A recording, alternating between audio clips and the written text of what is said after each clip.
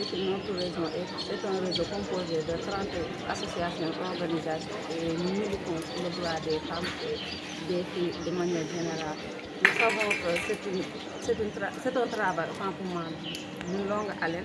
Et ainsi, notre objectif c'est de participer d'ici 2030 à l'élimination des mutilations génitales féminines et des mariages. Aujourd'hui, nous sommes là dans le cadre du lancement du projet intitulé Taxawu Jigéen Ñi, un partenariat qui est un projet financé par le Royaume des Pays-Bas pour une durée de 4 ans dans les régions de Matam et de Kédougou. Notre venue ici s'explique par le taux de prévalence élevé des mutilations génitales féminines et des mariages d'enfants. Nous savons que c'est un travail d'une longue haleine et ainsi nous voulons participer positivement à l'éradication de cette chose. Tout à fait. Chaque région a ses particularités et ses réalités. Alors pour ce faire, nous avons prévu de tenir des ateliers de formation, de renforcement de capacité, des activités de sensibilisation, mais également de plaidoyer pour le changement de comportement dans la société.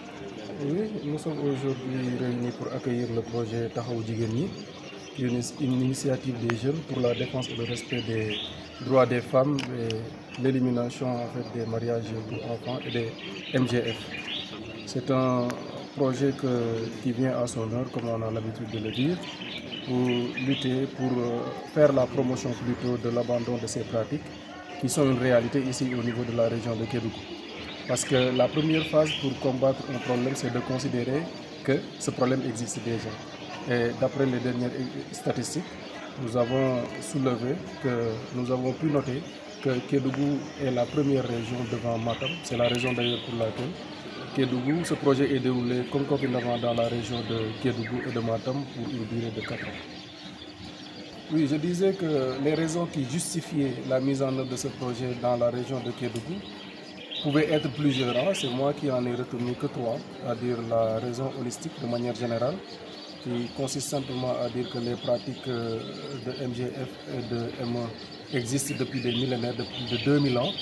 Et pour les MGF, 140 millions de femmes sont excisées par année dans le monde, dont 3 millions en Afrique. Également, l'autre raison est liée à la composition ethnique de certaines régions où la pratique existe. Et nous le savons, il y a plusieurs ethnies qui existent ici au niveau de la région de Kédougou, sans pourtant faire de stigmatisation.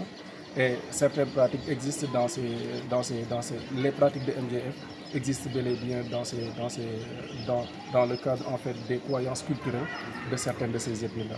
L'autre raison qui est un prolongement de la deuxième était tout simplement liée aux statistiques que nous avons, c'est-à-dire les statistiques qui ont été réactualisées, qui depuis le Covid considèrent la région de Kédougou comme étant la première dans le cadre tout simplement de cette prévalence-là des MGF dans les régions du Sénégal, devant Matam.